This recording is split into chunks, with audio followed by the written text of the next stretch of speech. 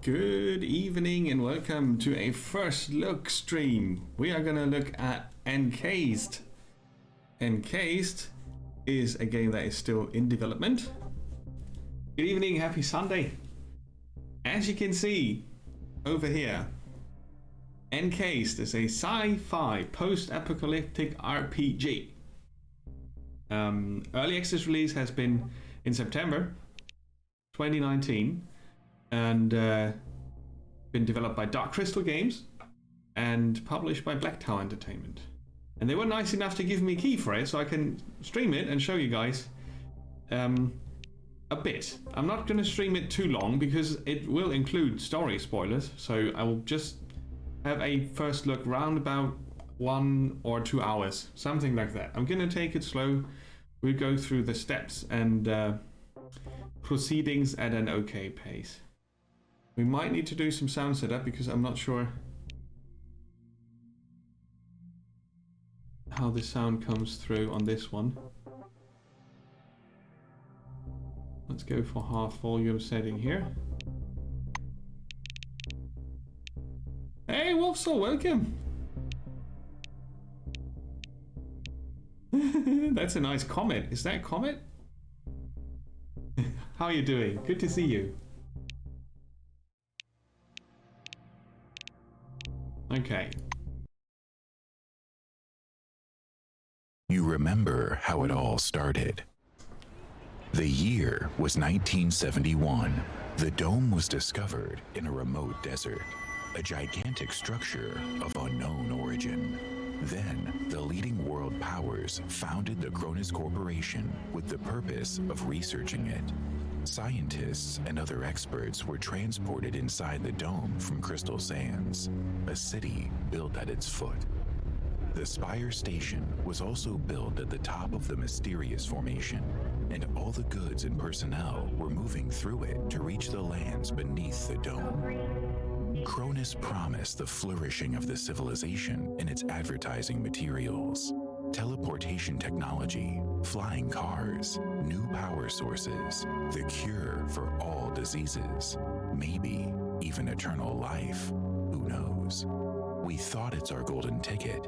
We thought these hospitality open doors led us to the greatest treasury in the universe. And although it was impossible to leave the dome, this subtle warning didn't stop us. Our faith in the better future made us blind. We were looking for new technologies and found millions of strange mechanisms we didn't know how to use. We were searching for immortality, but we lost so many lives.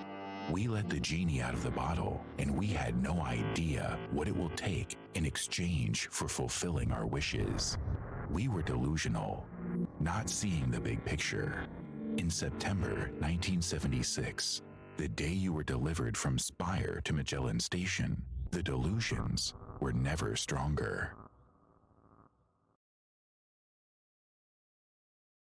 Okay, sorry, that was super loud. I didn't expect it. I hope the volume is okay now.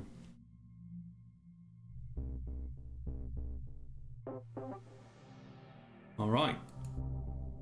I can reappear now. I was blocking the text, so you couldn't read along.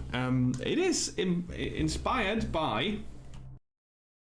They clearly state Fallout, Divinity, Original Sin, Wasteland, and Shadowrun. It's not trying to be one of these games, but it's inspired by those, and it's a turn-based sci-fi RPG, but I'm not going to compare it to Fallout all the time because that's not what it is. But it's inescapable to do the comparison, of course. Nobody expects the Spanish Inquisition. I know. Nobody expects the Spanish Inquisition. Right, and nobody expected me to do that. I changed the sound file. Hey, Portraits. So your Spanish Inquisition is now different. I made it better. So let's have a look. Encased. We started the game and apparently something went sideways. Welcome to the character creation screen, where you will make up a protagonist in the role of which you are to plunge into adventures under the dome, which we cannot leave. To begin, write the name of your character, select the wing in which they work, their portrait, and then adjust the appearance. Okay. So, we can create a character.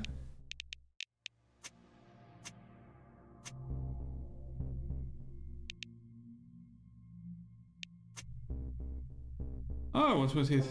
Is that a mustache?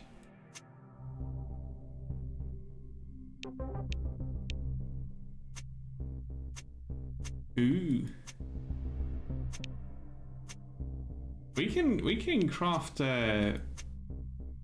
wow, the faces look very grim.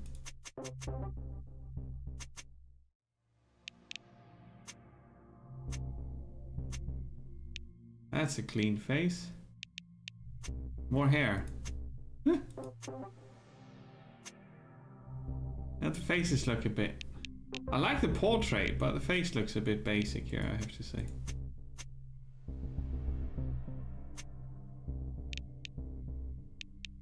Features. Aha! There you go. A beard. Now, do we get a character picture with a beard? Something like that. They look very grim, all of them. I mean, probably... Wow, it's a lot. A lot of choices. That's really cool.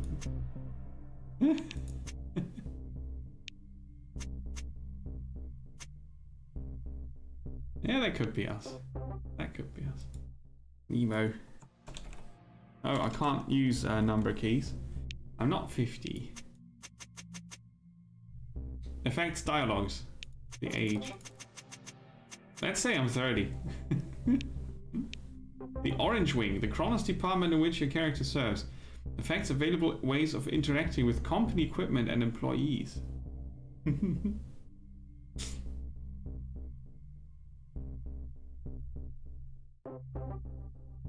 Guys, and just for your information, I have increased the cost of the sound effects, and the cooldown is 10 minutes for each command. It just costs 1,000 points instead of 100 now.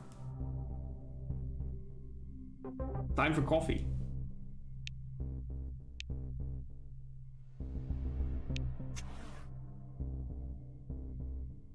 The wings, that's sort of our job, I think. Kronos is divided into wings. 5 of these units, marked in different colors, are engaged in different activities. Choosing a wing affects the background of your character, starting values of their attributes and initial equipment, as well as answer options and dialogues. Ah, okay. It is often said that the time of great discoveries has now passed. What nincompooperi? What? Just like Galileo and Newton, White Wing employees are launching a new era of science. We represent the best minds of humanity working diligently in laboratories, equipped with the most modern tech to uncover the mysteries of this ancient civilization. Okay.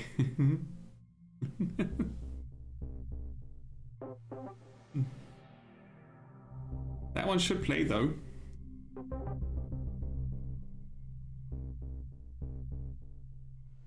But let's stick to the game, guys. Let's not work out why the commands are not playing.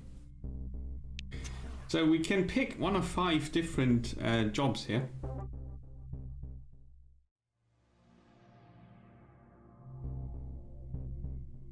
Construction.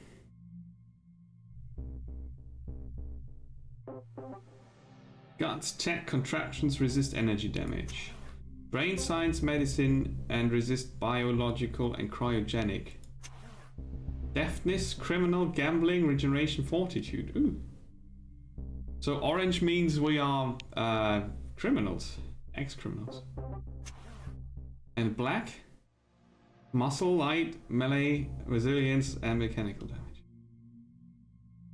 Using the most powerful weapons and advanced military equipment, the employees of Blackwing protect humanity from their myriad hazards of the dome. Blackwing's command is made up of the best officers. Ah, okay, that's military. What do we do? Ah, I didn't mix up the commands, I changed it. Do we go military or science? What do you think?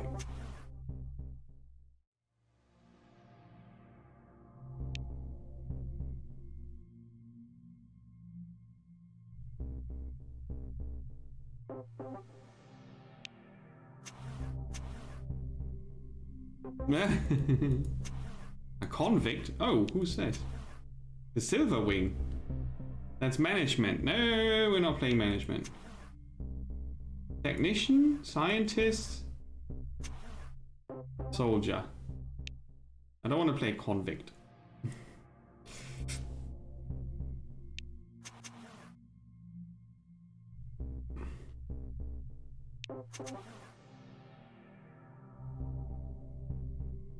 It might be easier to start as a fighter.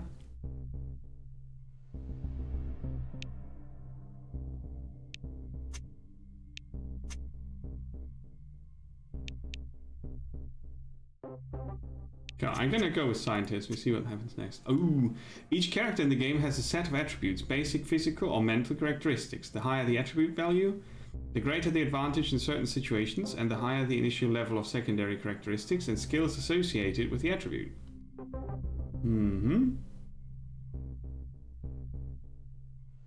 Makes sense. After selecting the wing, attribute points are distributed automatically, which is my specialization, but you can redistribute them. Aha. So you can pick a class, sort of, or job, and you get this set of stats, resistances, and skills. The main attributes are automatically distributed accordingly, but you can change it. That is like Fallout handles it, next to other role-playing games as well.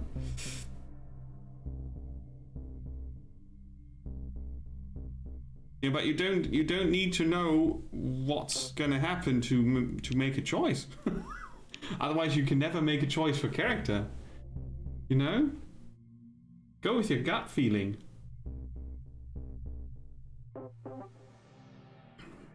It can't hurt us if we pick the wrong one.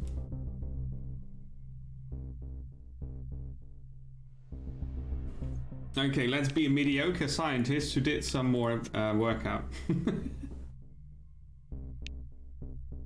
Psi abilities. Oh. Oh. Psychic damage. Oh. What? Famously pickled Lady Luck. Dexterity reaction time is deftness. Interesting name for that attribute. Mental acuity, intellect, charisma. Physical attractiveness, charm, and the ability to present yourself. Guts. Constitution, stamina, overall health, perception. Environmental sensitivity, intuition. And muscle. Lots of stats, look at that. I like it. Survival, leadership, gambling, speech, and all with a tooltip. Pretty cool.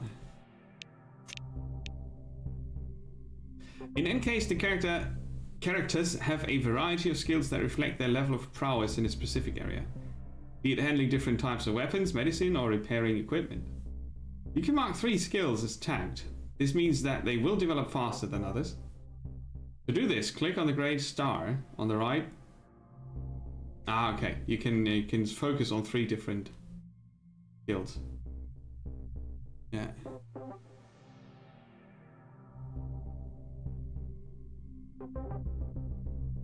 It's not only physical. You didn't follow. It's not only physical appearance. It's how you present yourself. That's something different. Okay, so we can mark 3 of these.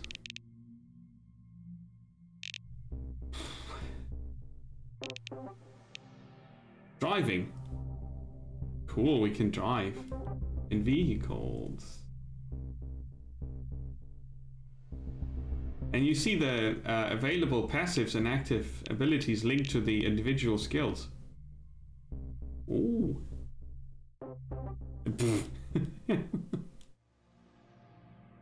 I'm not that particular about looks. Science. Under the dome, you never know when the ability to clone a hamster may come in handy. But there's no doubt that passing knowledge of biology, chemistry, computer science, and physics can make life much easier.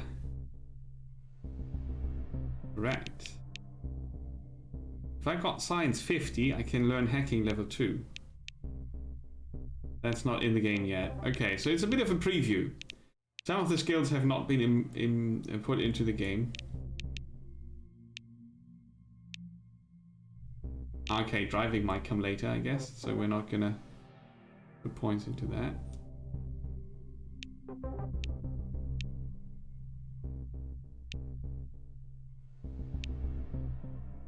Intimidation, gambling. What's this here?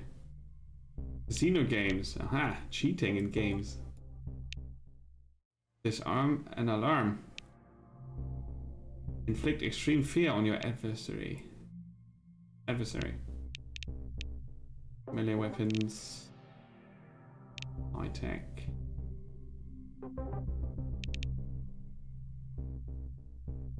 Oh, precise shot. I like that. I need tech 30 for that. So we're going to focus on tech. Hey, Banjo, welcome. Ahoy. I just told the others already. The sound effects are now costing 1,000 points instead of 100, and the cooldown is 10 minutes. Global. No, don't. Please don't spam the sound commands or I'll disable them completely. I just am letting you know they are increasing in cost and the cooldown is higher. You gotta deal with it. We can pick 3 of these. I thought I picked a whole bunch of stuff.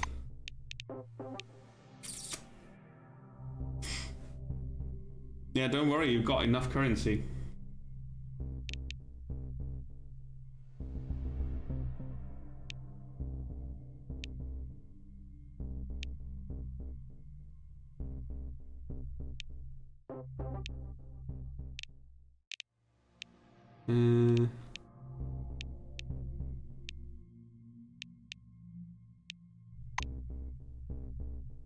Ability points. As they develop, each skill provides associated ability points, which appear on the right in the blue square. Ah, okay. These points can be spent on acquiring new abilities, passive and active. Abilities open up new possibilities within the game world. Yeah. So, cancel.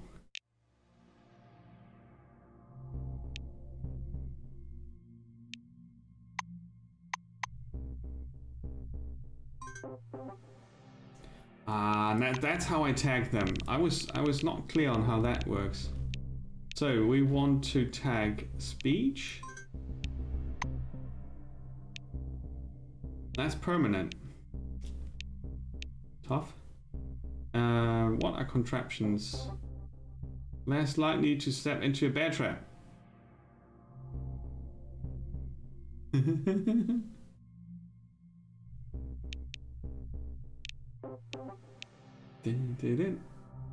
Tech and science. Okay, now we tag 3 skills. They advance quicker than the others. And they get extra points in the beginning. So we can now activate. Oh, we got nearly 50. Nearly 50. Hacking level 1. With new abilities, the character gets new ways to interact with objects. For example, previously insurmountable doors can only be opened with brute force, but quietly and elegantly cracked. Other abilities are applicable in battle, and on their basis you can come up with new tactics against more serious opponents.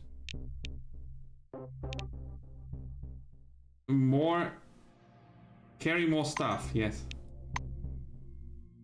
So I can spend all the points here, huh? That's not unlocked yet.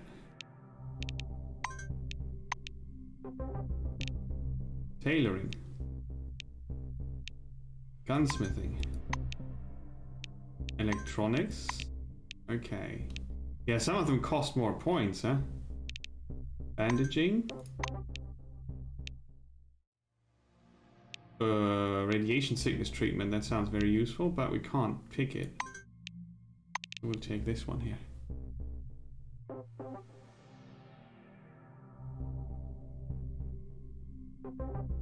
Oh, nice! You started Elite with the character from scratch.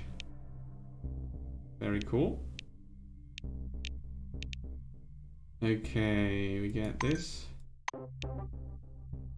And we can convince people. Lockpicking. You can do all sorts of very cool things already. Precise shot. Charge up.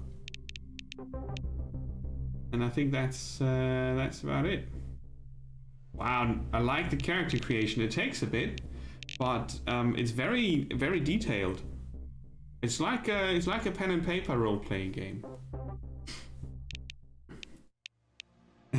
Warlord.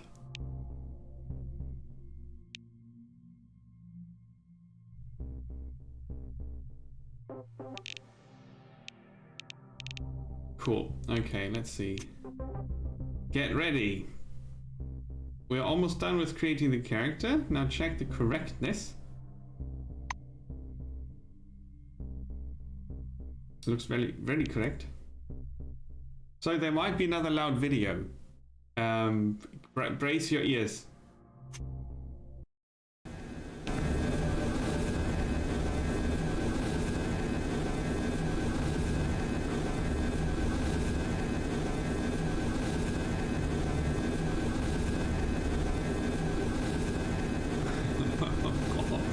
We're in some kind of elevator, it seems.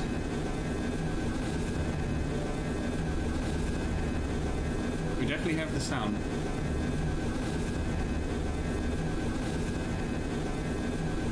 Which is a bit of a problem because I want to look at this.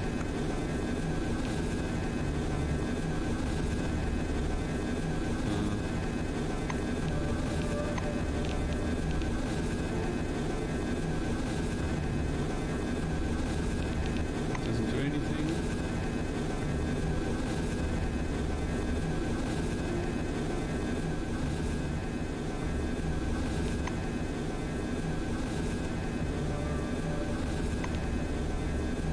It's still very loud, isn't it?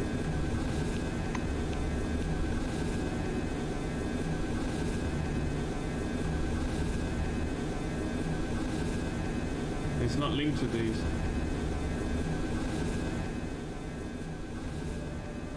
Yeah, I'm gonna go down to 20 for now.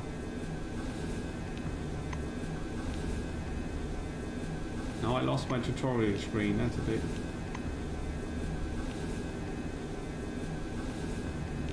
bit of a pity. Okay, but we get the information here that we got in the character creation.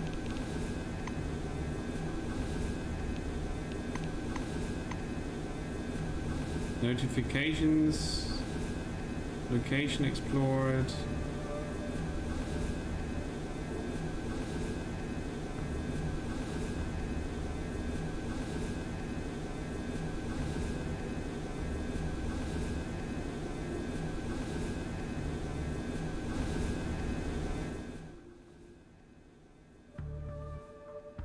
It's the elevator sound that's so loud. Right?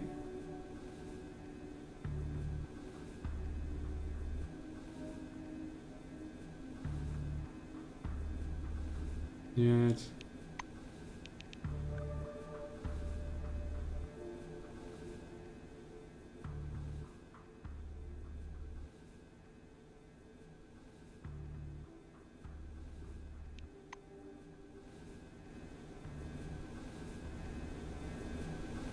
So that should be better.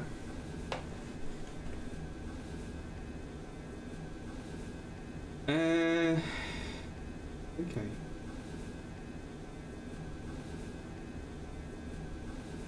We got a reputation with our job, the White Wing. That's us in the middle. And there are a lot of others. That's a soldier. Well, that's an engineer. A mustache man in a blue jumpsuit is standing in the window, studying the construction site below through the occasional break in the clouds. His badge reads Igor Potanin, or Potanin, planner. The Chat-O-Matic. I can barter with him. Oh, that's very Fallout. Yeah, I'm doing it.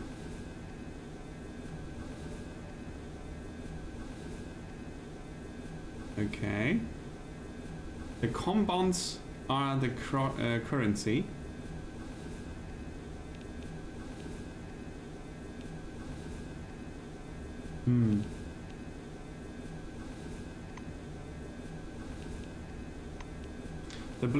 The blue, that's him. Taps on the window with one finger and gestures you to come take a look. Looks like he doesn't speak English. Beach 20. Using sign language, exaggerated facial expressions, and all your talent as a performer, you are able to connect with him. Once he's sure you're watching, Potanin points up in the direction of the spire station you left a few minutes ago. He sketches the outline of the station on a broad, foggy section of glass. Once he's finished, the blue turns to you, his face shiningly happy. So he built it. I think.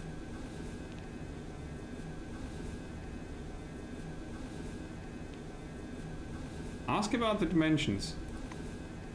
He begins to mark up a diagram with a series of numbers. The station's ring diameter is a bit more than 1,500 meters. Its height above the dome, 317 meters. And the total height of the spire, including the loading docks, is nearly 720 meters. How does it work? With confident strokes of his finger, the planner delineates the capsule's movement scheme, drive gears and massive liquid brakes on the glass. And he does like it. What's its purpose? This time he's quite laconic. He pauses, then confidently writes cargo personnel in block letters and draws an arrow pointing downward. Besides it, he writes relics and draws an arrow pointing up. You notice that one of his letters, letter R, is turned back to front. Yeah, here. What does that mean? Thank him for the lecture and step away. Okay. The engineer gestures you to wait a moment, rummages a small sweet out of his pocket, and offers it to you. There's a picture of a crayfish on the wrapper. Is it a crayfish flavored sweet? Yeah, okay. For science. The sweet is strangely spongy and tooth-achingly sweet. You can only wonder what it has to do with crayfish. Okay.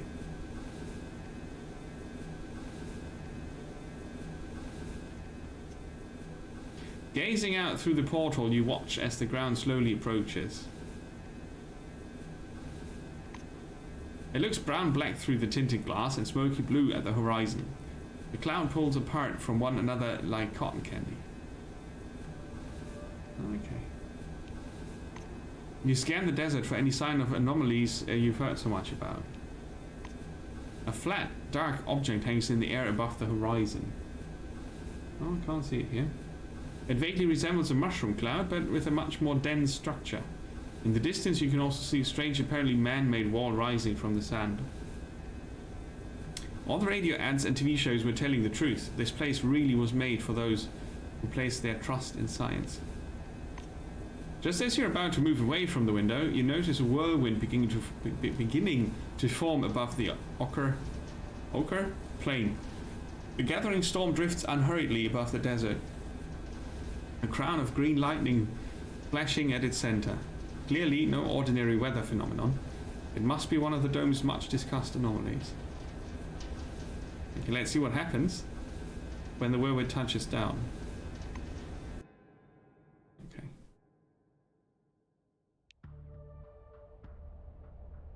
A newspaper article. Your character is equipped with a handheld computer called Keris. It acts as an organizer. It stores information about the state of its carrier and important data about the world. During the game, you will perform various tasks, some of which will lead you... this window is a bit small, isn't it? Imagine it would be double the size. During the game, you will perform various tasks, some of which will lead you through the main story, and some optional ones, which will reveal to you different aspects of life under the dome. You can always find out their status and read the details in the data section of your Keris. That's our Keris. Okay, cool.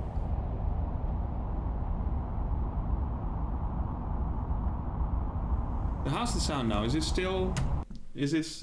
have I... Some feedback would be nice. If it's too loud, let me know. If it changed, let me know. If not, you can let me know that it's okay. Yeah, exactly.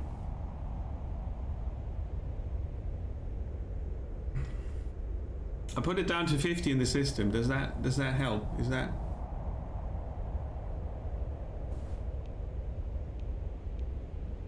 Okay.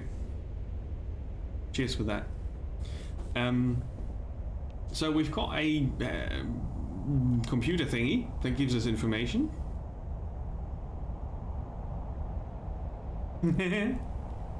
That's alright. And here we can go back to character creation if we want to read about that.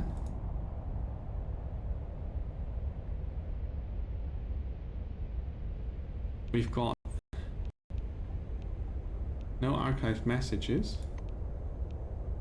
and a codex which logs our technology found, I guess. The reputation, we got 15 standing with our white wing with the scientists. The dedication to science. A map. We're here. We arrived with a very loud what's it called? Elevator. That's the location exit. That's the player. Ah, okay, this is where we arrived. We can't drag and drop.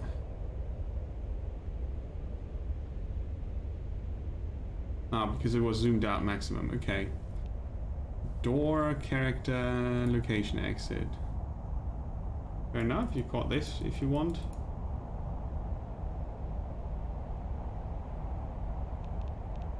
Inventory. Money cash. Has a weight. How much can we carry? Encumbrance. We can carry 20.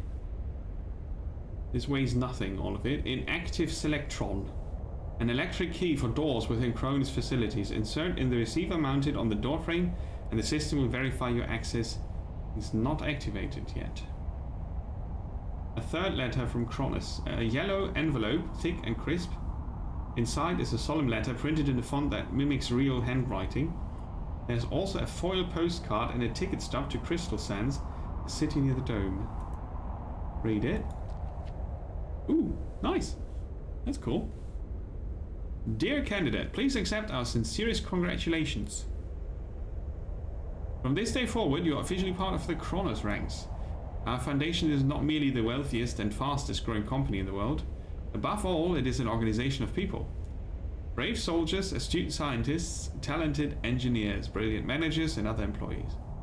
These people form a huge but cohesive team, and we hope you will soon find your own place in it and make some new friends along the way.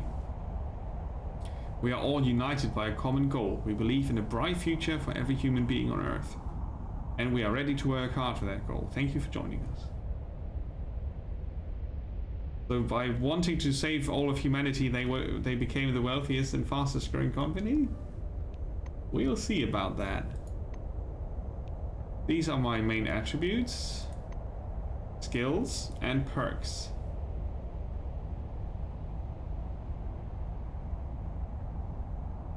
You finished training, wrote a monograph, and were enrolled in the White Wing. Your scientific work experience has beneficially influenced your intellect and developed your knowledge in areas related to biology, physics, and medicine. You're also more resistant to freezing because you experimented with nitrogen. That's random. So I'm used to freezing. Okay. We got 15 health points, 12 regeneration. That means the amount of health that I recover in 24 hours. On 0 health, you're dead. Good old ionizing radiation, caused by the decay of unstable isotopes, invisible and deadly. Won't turn you into a mutant, despite your fondest wishes. Life is not some pulp sci-fi rag.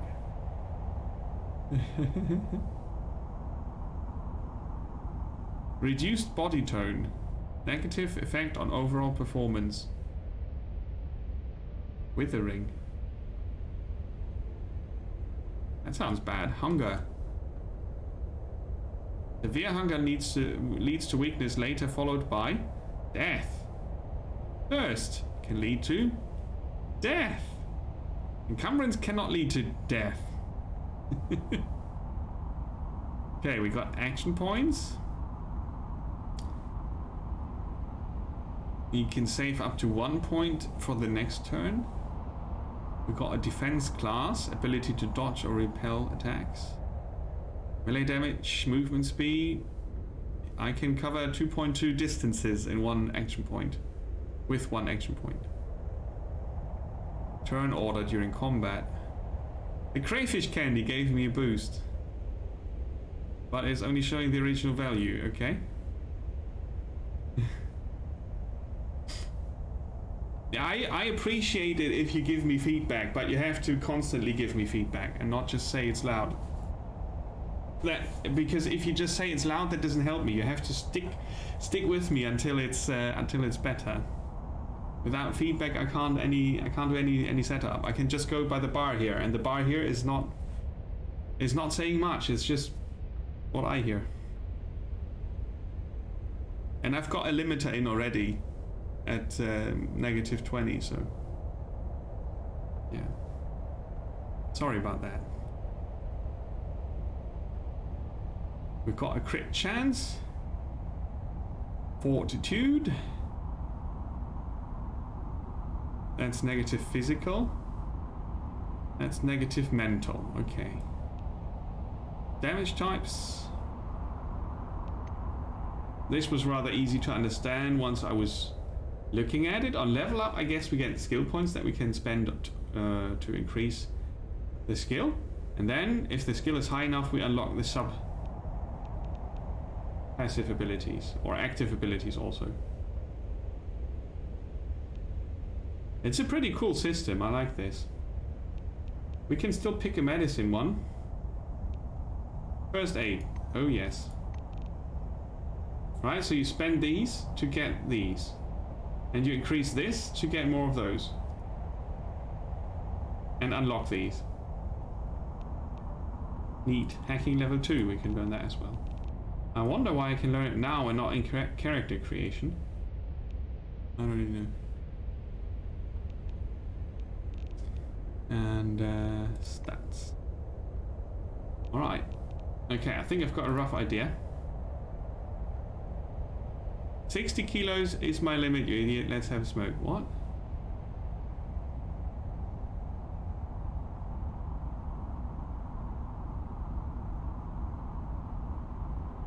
Who's talking?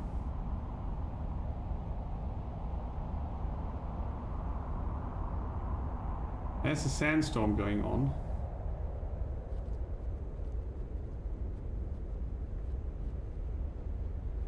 Ah, the guys down are talking as well. That's confusing. We get the dialogue here. I would actually have an easier time if the names and the text would be separated somehow.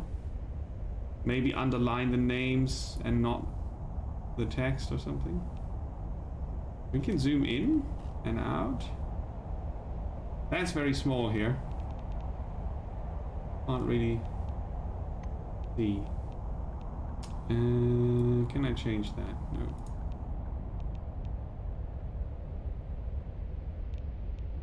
Okay, so that goes down.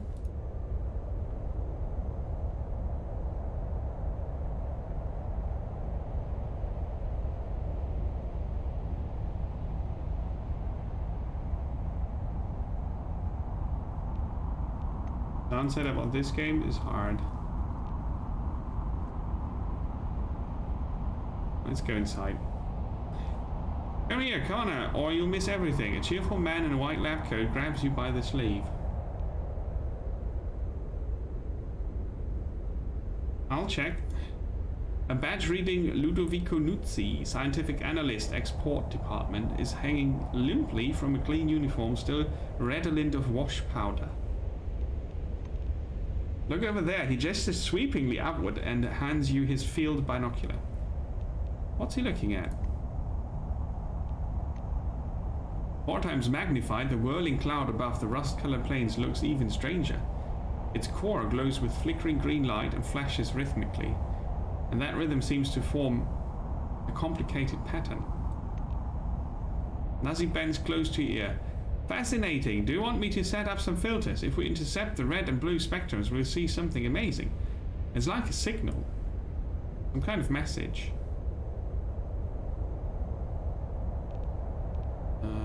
What it is precisely that we're looking at? I don't know, he says. And then he laughs unnervingly and snatches the binocular from your hands. With the glasses raised to his eyes, he minutely adjusts the focus. It's a massive whirlwind north of Concord, and not merely some desert sandstorm. That's an anomaly. I hope it lasts long enough for me to make a proper observation. Right, gotta go. He looks from you to the capsule and to the landing terminal entrance. He throws up his hands. Oh, mi scusi. Sorry, you better get going or you'll be late for check-in. Your colleagues are already inside and the storm is growing stronger.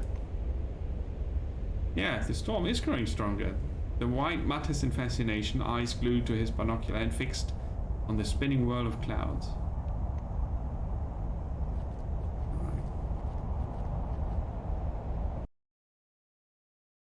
Hey, Israel Wind, welcome.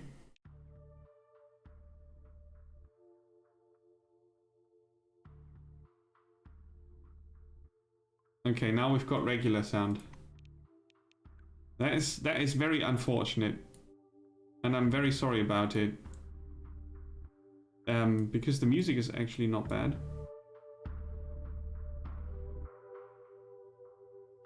But the videos this game has, the introduction video was massively loud, and the outside, the elevator sound and the sandstorm were way too loud. I couldn't really do anything about it. So I hope this is now okay. Hey Chris, welcome. Yeah, it does, sadly. But that is something that I will give as feedback, and they might be able to work on it.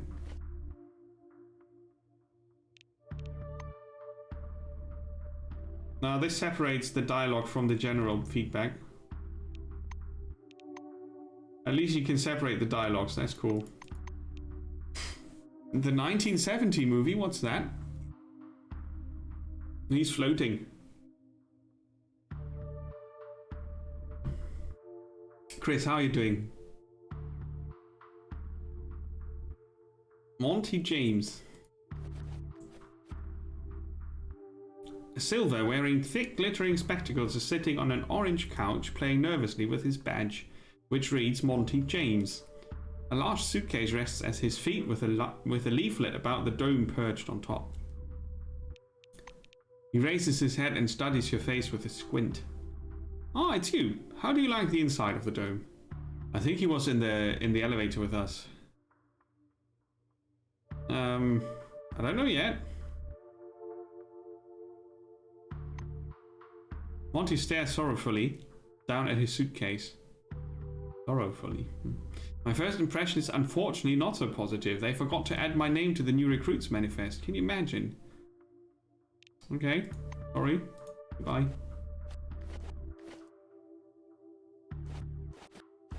Yeah, it looks a bit floaty, doesn't it?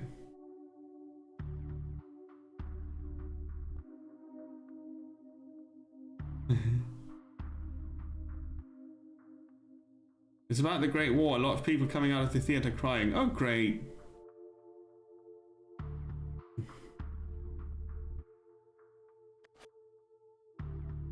A tall receptionist watches you from behind his desk with a bored, haughty look. He waves impatiently at you to approach. The employee glances at you indifferently. His upper lip is ever so slightly curled in contempt. All new employees must register first thing. Come up to the desk, please. The nameplate on the desk tells you you're talking with Dean Rayed, administrator. The administrator slaps himself on the forehead. I almost forgot the regulation pre-registration greeting. Just a second. Rayed produces a reel-to-reel tape recorder from beneath the desk, rewinds the tape to the beginning and presses play. The speakers explode with harsh crackling sound over which the tick-tick of a metronome slowly grows louder. Solemn music begins to play and the administrator's face takes on a serious expression. Dear employee, on behalf of Kronos Foundation, I, Administrator Dean Rayed, welcome you to your new life under the dome. Ah, some words are highlighted and you get mouse over feedback. That's cool.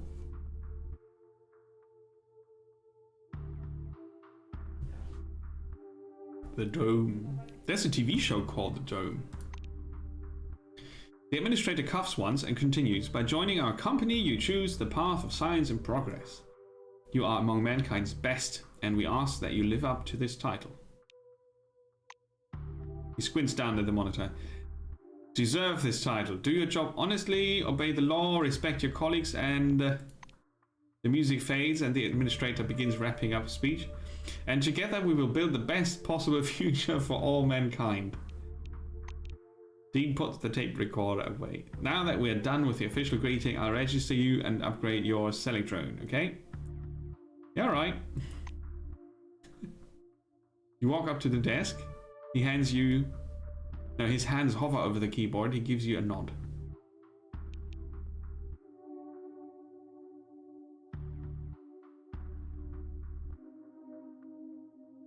Pass him a note upon which you've written out your information in advance.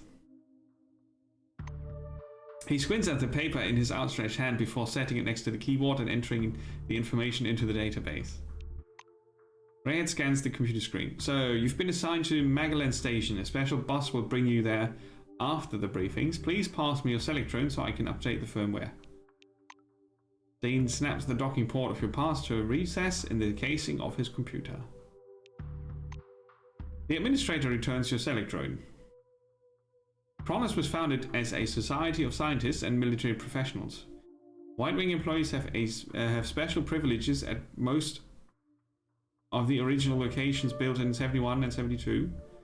And there are still purely white zones in Magellan. Limited access labs, operating rooms, the morgue, warehouses, and the main reactor.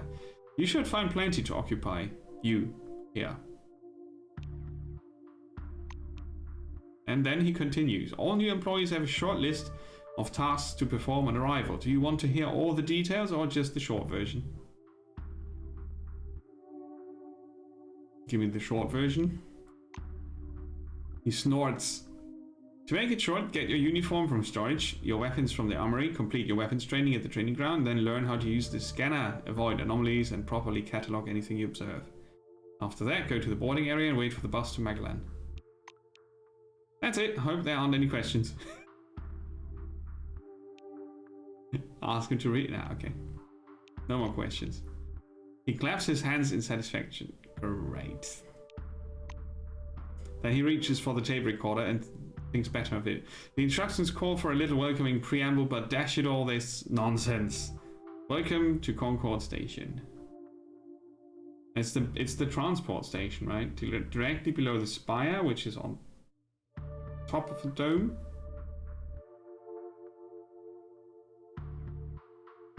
Okay, and then what the guy in the elevator explained to us with the relics going up, people and stuff going down. Alright. So what's this here? Scan, bolt throwing, dig, force. Strike. You can't see that. It's behind my. It's behind the camera. I can use my unarmed attack and punch people. Okay. So far, so good. Anything urgent, Mr. Krakow? Oh, there's a lot of chatter going on here. People are talking. Sydney. Trade is an important element in Encased. While playing, you will meet characters with whom you can trade by choosing this option during a dialogue or by clicking on the corresponding button in the dialogue interface, which is called barter. Behind the counter, you find a small, neat guy. His gingery hair shines with some kind of gel. Ugh. His badge says, Sydney Maynard, storekeeper. The silver perks up at your approach. A thick notebook appears at once from under the counter. Sydney puts on thick glasses that seem to age him 5 decades in an instant and studies the lined pages. The silver finally stops with his finger pinning down a particular page. This is your first uniform requisition, right? You can also purchase any equipment you need for the desert directly from me. Give me my stuff. He adjusts his glasses in a business-like manner. Before I give you the uniform, please listen to these instructions. Yeah, okay. So, I'm not going to sugarcoat it. Life inside the dome can be dangerous. You may get shot, spill acid on yourself, get an electric shock, or suffer the effects of a dangerous anomaly. That's why it's important to wear protective equipment when traveling outdoors. Of course, in hazardous situations, the equipment will get damaged, and the more it's damaged, the more often one has to repair it. And he continues. And then he points to the shelves behind him. We've got repair kits for this gear. If you don't know how to use it... What? If you don't know how to fix stuff yourself, there are specialists at just about every base. They can help. Oh man, typos like that. The instructions are over. Now I'm going to issue a uniform. Thank you so much. Okay, there's a lot of clicking involved in dialogue that could just be rolling, I think. Minor issue that will turn into a big issue as soon as you get deeper into the game, right? This I like. Each separated space gives you a paragraph of one action. It's probably linked to what's going on in the background because it's a role-playing game where lots of values have to be compared, and there are chances where you get speech tests rolled and so on. So that's going on in the background. That's probably why. But it sure is a lot of clicking. Look, this is the most advanced clothing under the dome. It protects you from acid, aggressive fauna, and radiation. Not very effectively though. Don't expect miracles. And he raises a finger. One important thing. In accordance with Order 1620-225, helmets and gloves are not included, but you can purchase them from me. He slips the uniform under the counter, from whence sounds a metallic click, and then he nods at the box in front of you. Go ahead and collect your uniform. Enjoy. Yeah.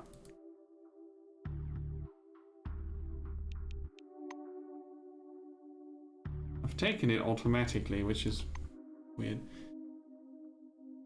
So we will equip both. Gloves and helmet not included, but I can buy it from him. What do we think about that? Let's talk to him. You again, pretty sure you got your uniform ready. Anything else I can do for you? Why doesn't it include gloves and a helmet? There's nothing I can do about that. It's a result of the recent cost optimization order.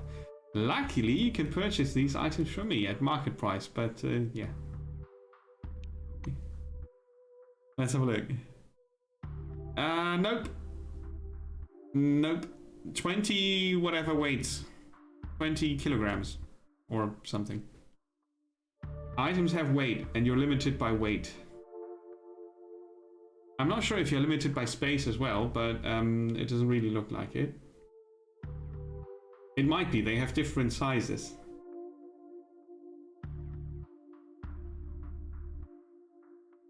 A keeper.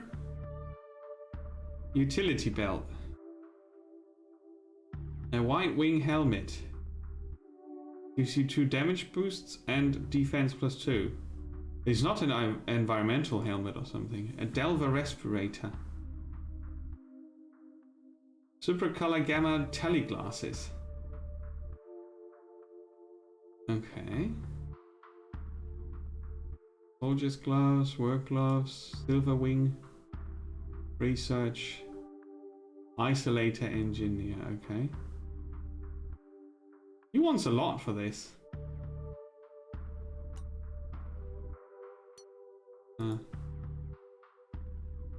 Okay, 38.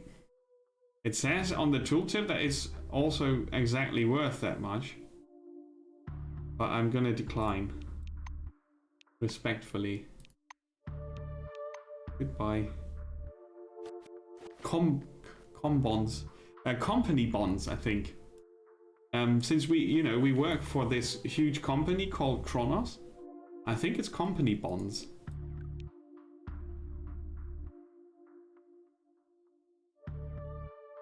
The most efficient, awesome, and rich company ever.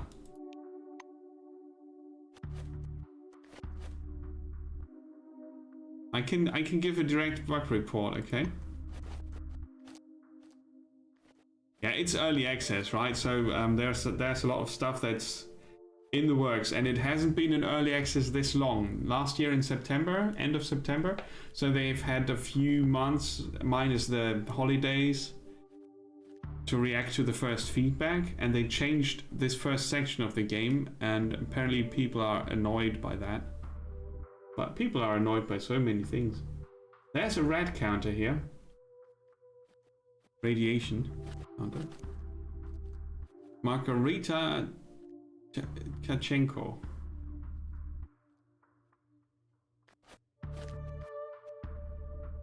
The smell of good tobacco wafts off this stall. A tall, thick woman from a meter away. A black lacquered pipe, an open logbook full of signatures, and a metal flip calendar sit on the counter in front of her. A nameplate reads Margarita Tachenko. The woman smooths her coppery hair with one hand and casually lights a pipe. What can I do for you? Her voice is deep and gravelly. Yeah, probably from the pipe smoke. Ask for your personal weapon. She thumbs back several pages in a notebook. Ah, I see. This is your first time. She retreats to the shelves. She returns a couple of minutes later carrying something that looks more like a toy than a weapon.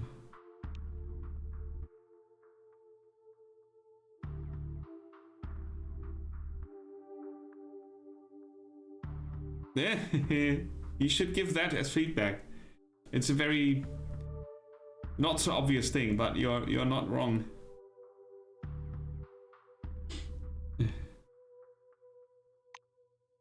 She places the odd little device on the counter and spreads her hands.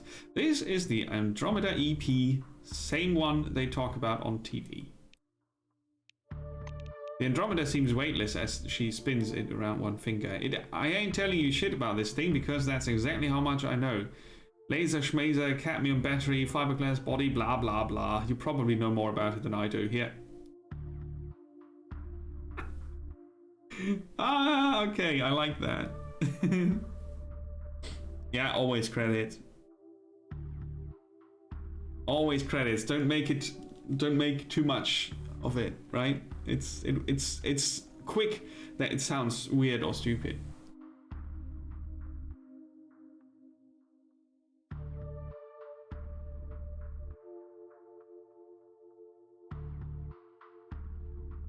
Grab the weapon, sling it over your shoulder. She shakes her head disapprovingly. You should take care of your weapon, and then when the shooting starts, it'll take care of you. Servicing the weapon. She doesn't know anything about it. Thank you. Goodbye. Sign your name while you're waiting. Margarita ducks under the counter and comes back holding several battery packs. Batteries for the Andromeda. The ammunition allotment is intended for one mission. If you want more, put in a request with the bureaucrats.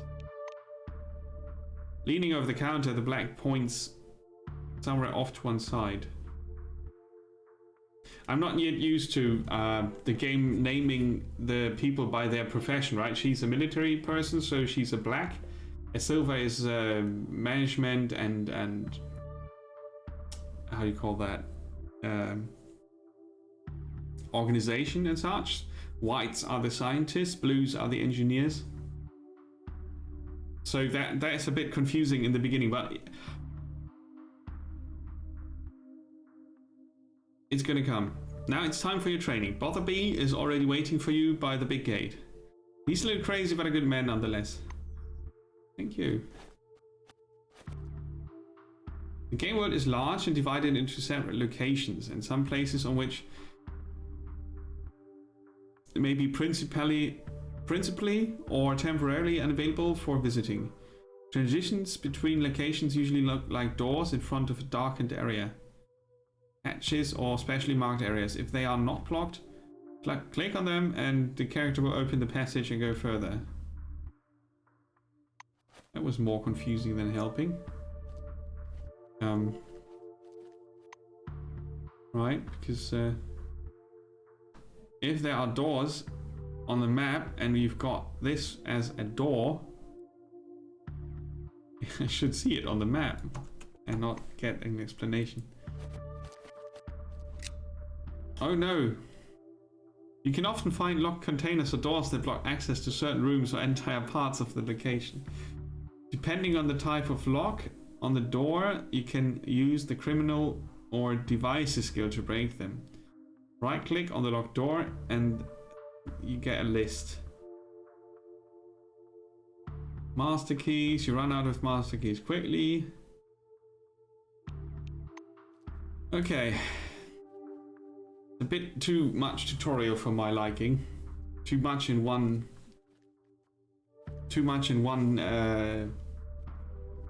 straight line.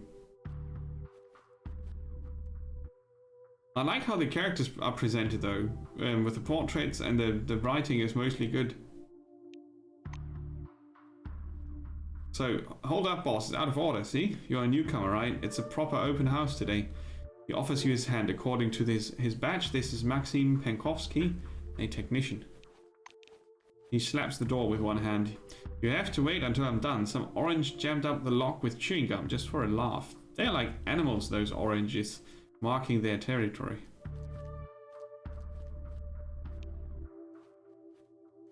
Is there another route? He chuckles. Looks like you don't get it. Tons of relics pass through Concord. The base is laid out to make everyone walk a single route, with the top level as separate as possible from the bottom. You get the idea?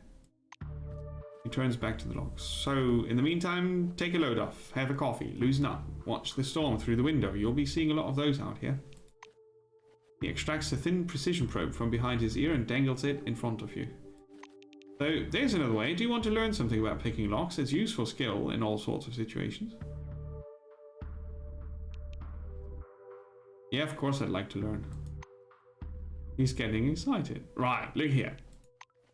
He presses his pick lock and an odd device resembling a hybrid screwdriver can open a thingy into your hand.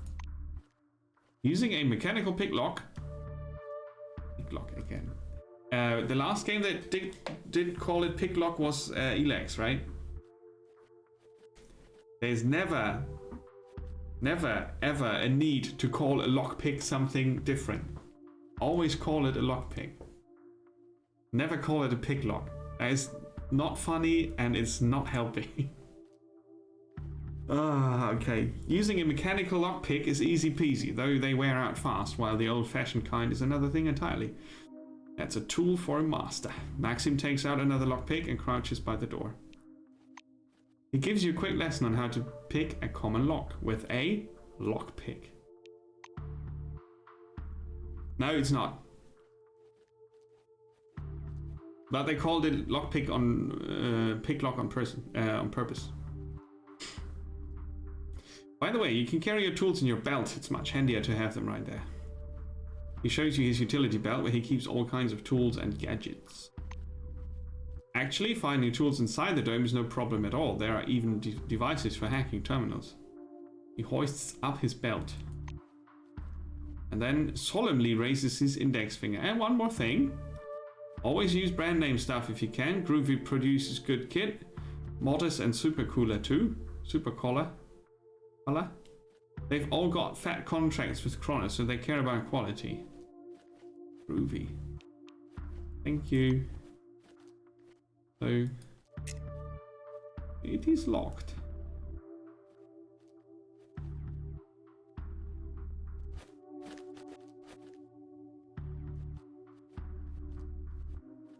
Vega drinks.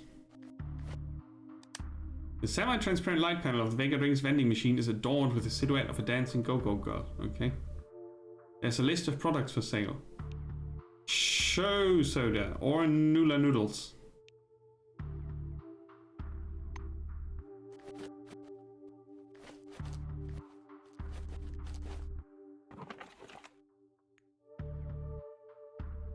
Soap, cheesecloth, and alcohol.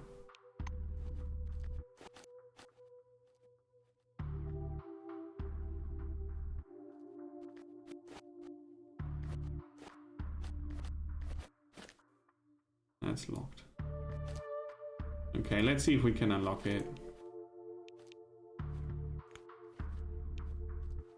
A reliable, practical, inexpensive door. It's put wherever it's necessary to separate here from there. Okay. I haven't got enough ability score.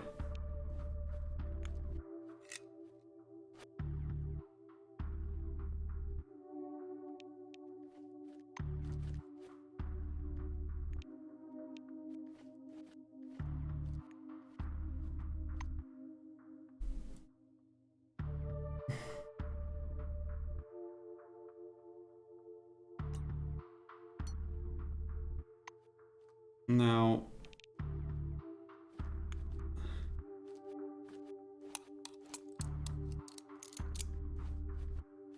you do very well. Thank you so much. You keep working on the lock, but I opened it.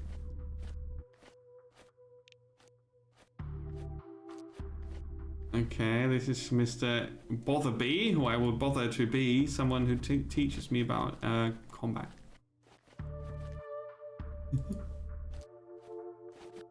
A middle-aged black is sitting here with his hands in his lap. His shoes are polished to a shine, the buttons on his uniform twinkle in the light, and even his badge, Winston Botherby, instructor, has been buffed so much it hurts your eyes to look at it. He frowns as you approach. Your first act is being late for the briefing. Are you going to be late for your funeral as well? If you're Blackwing, you have a separate answer available.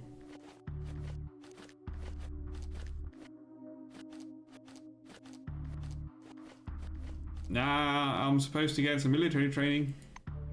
He glances up at you. Yes, I see. You came here with your weapon, fully prepared to disappoint me. You are ready, aren't you, employee? Yeah, already. Take this elevator to the training grounds, okay. And he raises, as everybody else did, his index finger. Conditions on the training grounds closely simulate what one would see in the field. Your goal is to avoid getting lost and dying of dehydration, and try to aim at the barrel away from yourself when shooting. What? And try to aim the barrel away from yourself when shooting, okay. He pulls a notepad from his pocket and jots down your name. Your goal is to hit 3 targets. I'm going to monitor you and advise as necessary. And try not to burst into tears. That's all. Go ahead. Yep. Step away. The elevator. Before you start a fight, check if you're ready for it. See how healthy your character and your companions are. Move the weapon from the inventory to the hand slots. Load it if necessary. Okay. Prepare medications. And before getting into a fight, consider the sequence of your actions in the direction of the attack. Or, well, just make a bloody mess. Yeah, right. What's this? A set of lockpicks. Not picklock. Weapon slot.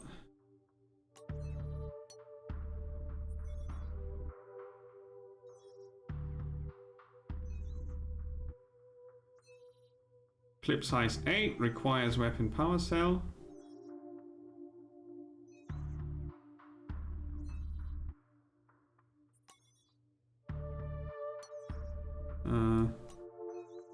It did load, but it still says out of ammo here. That's a bit weird. I can unload it.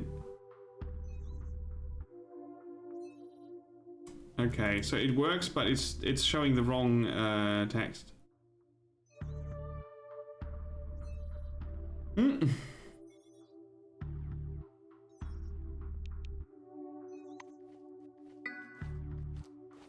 Welcome to the Sherman Holographic Combat Emulation System. Please select program. Enter Alpha to initiate the Alpha Squad hologram.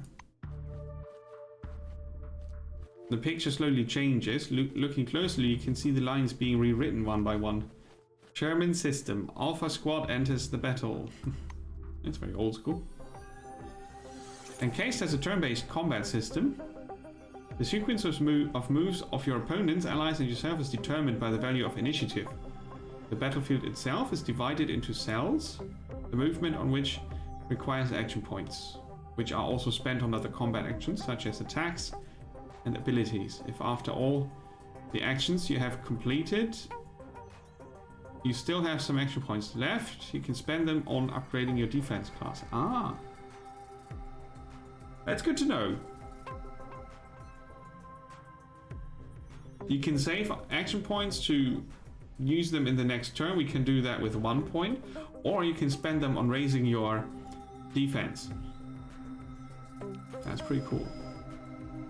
So it's us, and then it's the holographic targets. The first round, second round, third round. And then you got this. Oh, this looks pretty good. Shoot the barrels. That was the goal, right? That's what he said. Try to aim. Your goal is to hit 3 targets. Oh no, the barrel, he meant the barrel of the gun. Okay. Spin to win.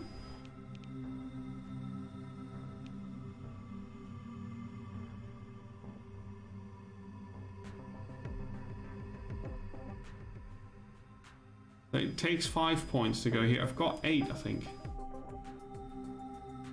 It would be nice to see that on the screen. It's here. Yeah, okay. And it's blinking how much you use, how much you got left afterwards.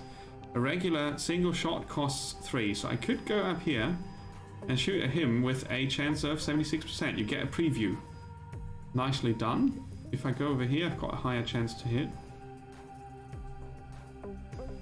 Let's try the upstairs here. Okay. I've got advantage.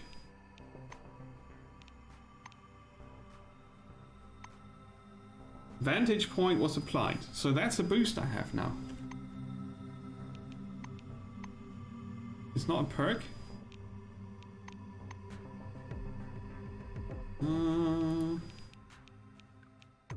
Data.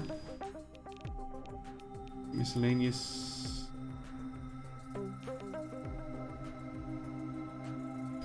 Nah, it's not explaining what it does. Vantage point, there you go. 15 precision extra, plus 5 defense, plus 5 crit chance, plus 10 to the weapon classes. Ah! Not enough space. Ah, okay. You're still enjoying Shadow Warrior, right? 100% chance. Because when I was down here, it said 76, but now that I'm on the top, the vantage point is taken in to the consideration. Okay. Yay! Used up all my... Ooh! Did I get hit?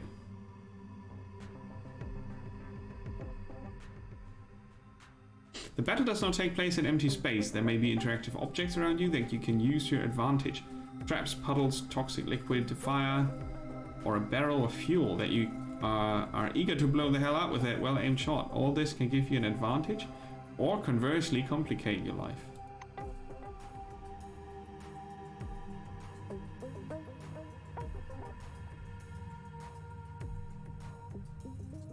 I can press Control to aim at the barrel instead of the guy, but my range is limited. You see? I'm going to try to shoot this to see how large the explosion is. Large enough.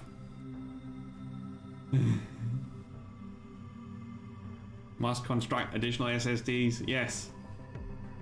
And now we take cover down here. And spend for more defense. The hologram got into firing range, which was not super clever.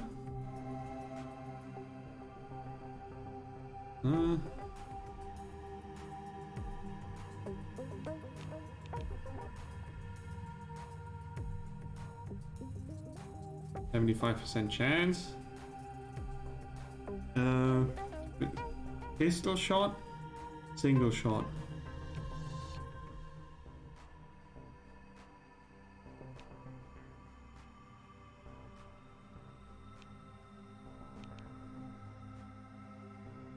We can do 2 single shots.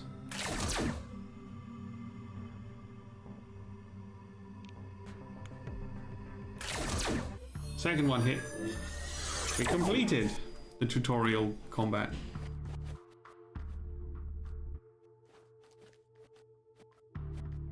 He nods grandly. You made it through the briefing without making a total fool of yourself. Congrats.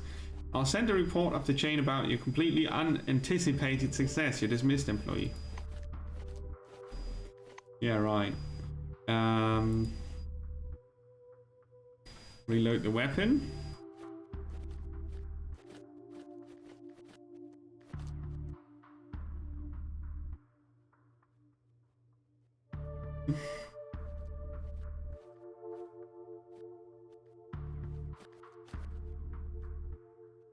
Let's go inside.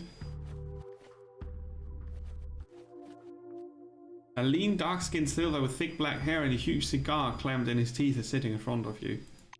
As you approach, he flashes a tricky grin and slowly raises an outspread hand above the table. Something really weird happens. All the paper clips, pencils, loose toothpicks and other little bits of trash float up off the table and hang in the air. A silver-collared badge reading Andriy Mihai, Sea Instructor, floats up as well.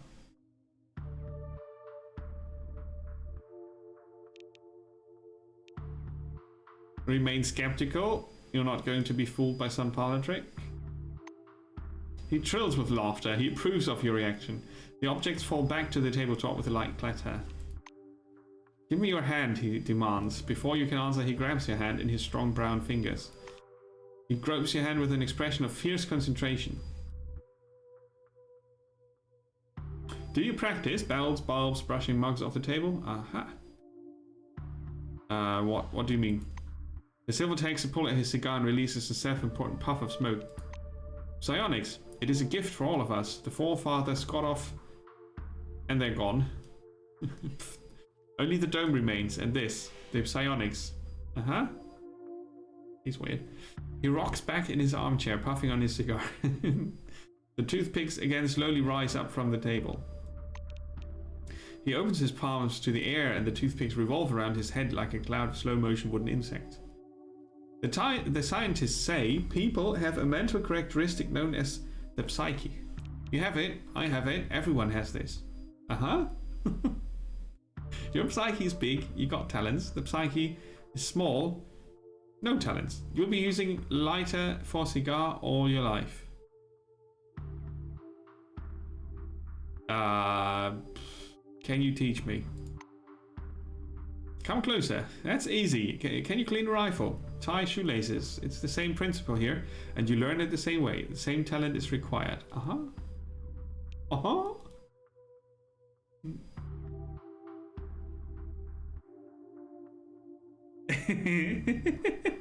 Smack keyboard on table. I always smack it on the side. Slap it hard. And then I turn it around and all the crumply bits come out. He removes a strange glove from one hand. It's skin colored and so thin you hadn't noticed it before. Look, this is a glove, right? But this is not an ordinary glove. This is a holy mamma mia glove. It takes the energy from your coconuts. Poke you in the coconut. And whoop, concentrates it. I can't follow this. It's completely wrecking me. The silver... what? He opens a drawer and takes out another glove. This one smells of iron and talc. Here you go. Oh, Don't worry, I've got more. I have no idea what this means. I have no idea what this means. Oh, come on, seriously. Alright. Good night. That's it. I'm broken. So, what else? Let's check our... Ah, that's the wrong button. What's the button for the quests? Data. They are timed. Not a fan. But, at least they tell you it's timed. Master the use of a relic scanner.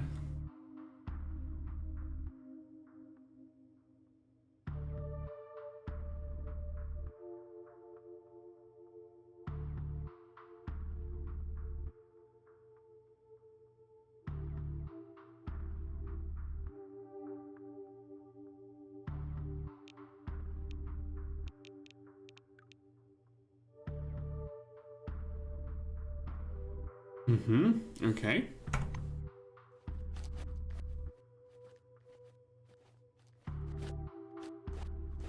Ah, he's the relic scanner guy.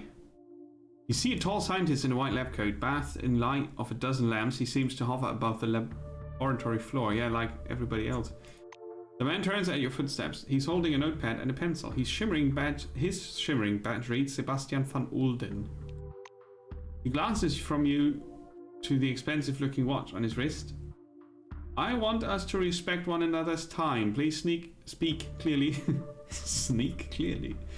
And to the point. You must be the newcomer I was told about. Nice to meet you. That's how he looked. His unusual greeting finished, he offers you a thin hand.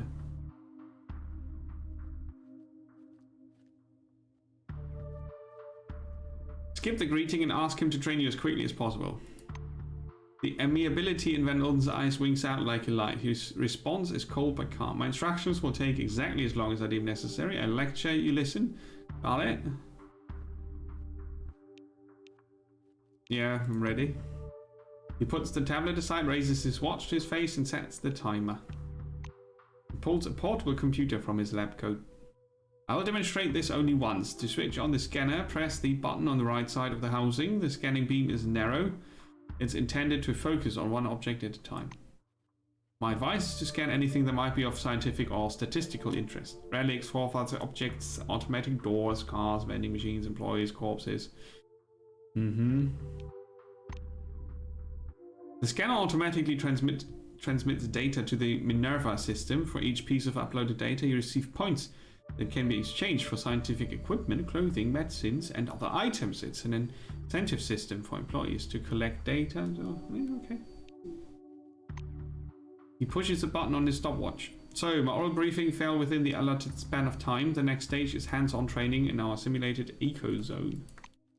He rests one finger on the button in the preparation to start the timer. You are going to go downstairs and scan relics. I will be monitoring your progress. Please note there are several radioactive anomalies in the ecozone. These are the same conditions you will be working in. Radioactive zones and relics are as common as cacti inside the dome. Use anti-rad drugs to protect yourself from radiation. Which ones, you ask? Arad 3, for example. If you end up irradiated anyway, take something else to scrub your system.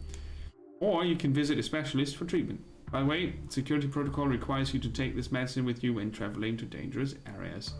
He rummages through his pockets. He extracts a jar of yellow pills from his pocket. Here's your Arad. And one more thing. Hang on. He extracts a canvas pouch of screws from his other pocket. It's a simple and reliable method. Throw a screw into an anomaly to trigger and discharge it. That's Stalker. It will then require time to recharge. Now follow me, please. Okay, the world is full of anomalies. They can be harmful. Some of them are visible, others not. Use the bolt throw if there is probably an anomaly in front. Okay.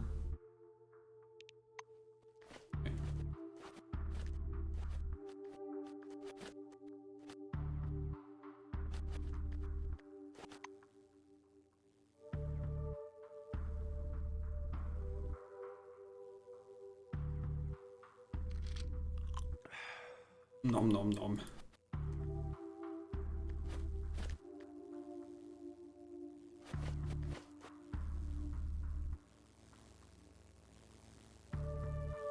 That looks very fuzzy.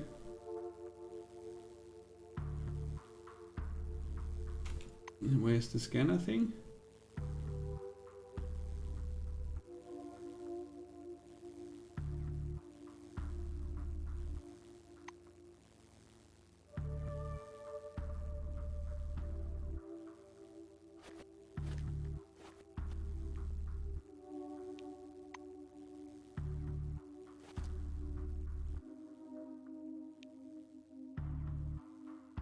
Ah, okay, that's an auto dock.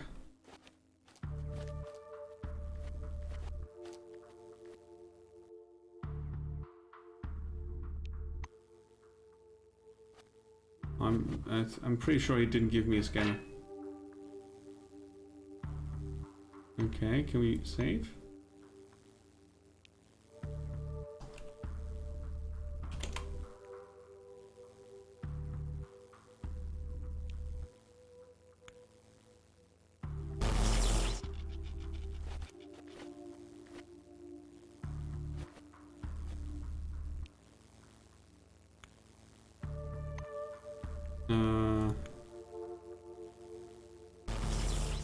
It's not super obvious which of this has hotkeys or not.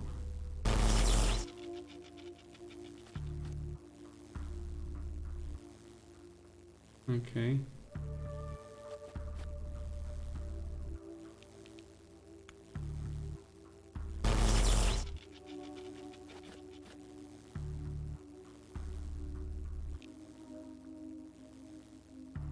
Yeah, use your scanner. You are funny.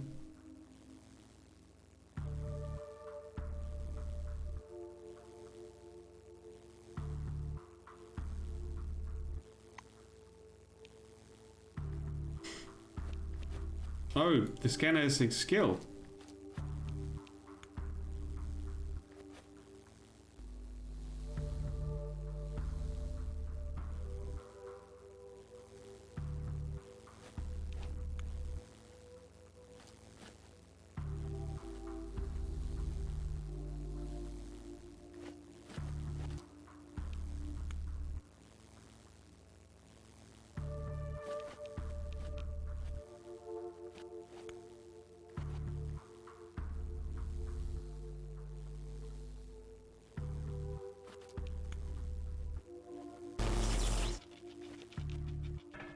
Fair enough. Now he will complain a lot, and then I can leave the tutorial, hopefully.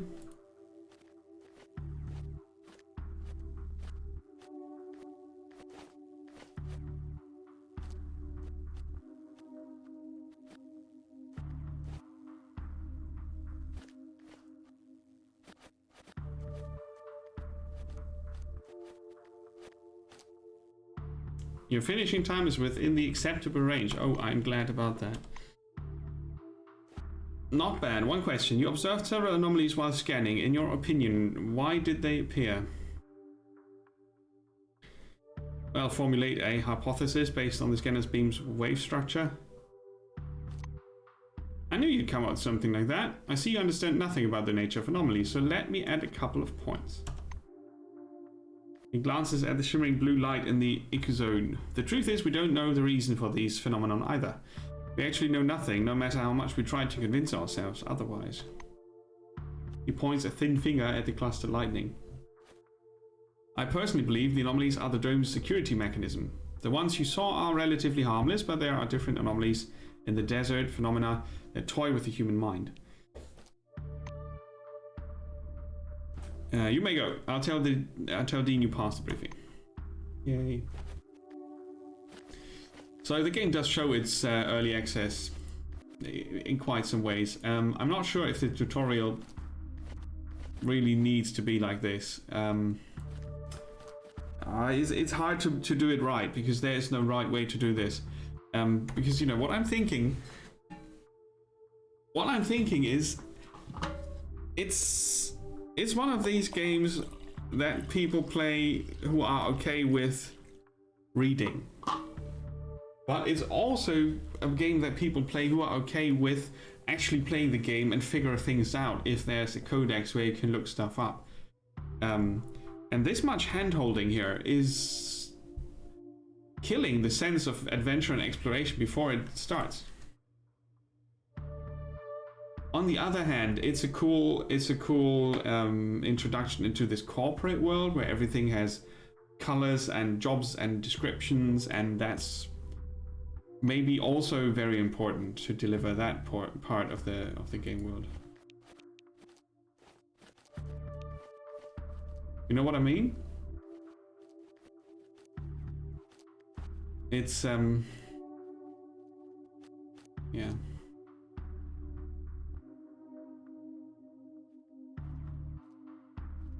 He's got an urgent task. So I like the fact that you can get the introduction, but I think you can skip it on the second playthrough, sort of. Or you can just rely on what you know, like I could. I could probably get through it without the tutorial, right? And I think you have the option to skip it. You can make it short in each dialogue. Hey, Mikhails, good evening. Ahoy. A tall blonde man in his 40s touches the brim of his black cap, then extends his hand for a shake. His fingers are stone hard. I get a lot of information about fingers in this game, it's a bit weird. The badge on his broad chest reads Adolf Schmitz, head of security. Schmitz is studying you back, disapprovingly it seems.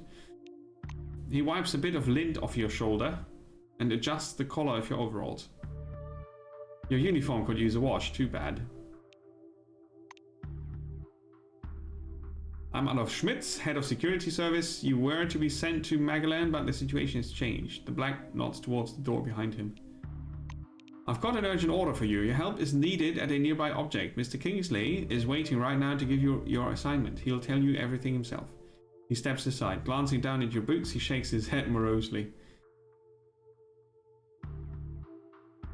Why me and not one of the other scientists? He impassively draws a small notebook from his pocket. You arrived together with... Yes, I see. Tomoko Kimura. She's too specialized. That's why Mr. Kingsley asked for you specifically. Yeah, all right. Come in, please. The vid phone is on the wall over there. Vid phone. Mr. Kingsley. The giant display glows welcomingly when you approach. A red light comes on under the screen's steel hood. The camera has switched on. A grey old man with high cheekbones appears and squints out at you from the screen. Do you copy? He leans close to the camera, his glasses glittering. My name is Martin Kingsley. I'm Chief Officer of Magalan Base. I would have liked to meet you in person, but I was delayed by unforeseen circumstances. One moment, I'll grab your file. He reaches for something outside the screen and brings a thin folder with your name on the cover into view, apparently your file. Kingsley opens the folder to thumb through the pages. He marks one of the pages with a pencil. White Wing, you know. I have a great deal of respect for our science division, and I find the people intriguing as well. I shouldn't ask, but how did you come to choose this profession?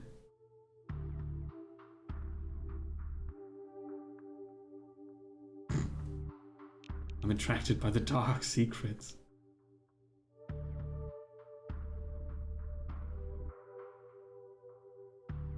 These three options are all crap.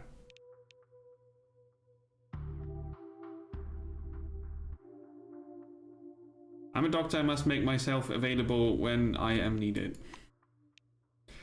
He writes something in his journal. I'm glad to see you here. Our medical staffing requirements are about 47% filled right now. That's bad. He closes the file and folds his hands. Thank you for your reply. I learned a little more about you. Now I want to learn a little more about us. What? I want you to learn a little more about us. Keep in mind this is not a rehearsed speech. He assumes a serious expression. When the dome was discovered in 1971, it became a scientific and media sensation. A worldwide phenomenon and likely the most significant discovery in the history of mankind. He drums his fingers on the unseen desk, his gaze focused somewhere beyond. I see. You were enticed here by radio advertising, TV movies and interviews, billboards at every turn. Cronus wants the world to see the dome as a stage where something merry and fascinating is going on. But now that you're actually here, I want you to see the real picture. You can't make out his eyes behind the glare on his spectacles, but he seems to be staring directly at you. Here's the truth. Nobody was waiting for us inside the dome. It's neither a treasure of technologies nor a cemetery of the ancients. Perhaps what we are doing now is defusing the world's most complicated bomb. Will our mission thrive? I believe so if we work together and everyone does his part. He looks back at your file. I say do what must be done because that's what the concept of the 5 wings is all about. Oh, I'm very glad to hear that. Probably an adventure, huh? Probably an adventure. That's good, Mikaeos. That's good. You are White Wing now, and everyone else, even I myself, is working to allow you to do your part. But the inverse is also true.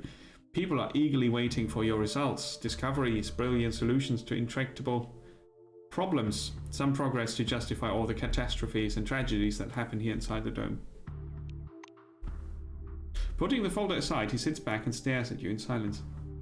It's now so quiet that the ticking of a clock can be heard through the speakers. Kingsley sighs quietly. You were probably waiting for some boilerplate welcome speech, but I prefer to talk about real-world problems. Glad to meet you.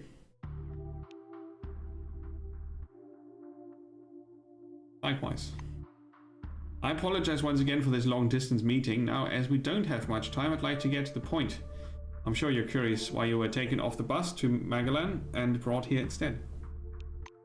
He moves closer to the camera. I'm going to show you a short video, please pay attention. And now it might be that there's actually a video playing and it could be very, very loud. So lower your volumes, just in case. Get ready to get out of the base's defense into the outside world where you can only rely on yourself and your companions. Check your gear and so on. His expression abruptly goes still. I have an urgent mission for an employee with your background and qualifications. I'd have assigned someone from Magellan, but I'm short on personnel. I apologize once again for the hurry, but it seems I have no choice. Martin noisily clears his throat.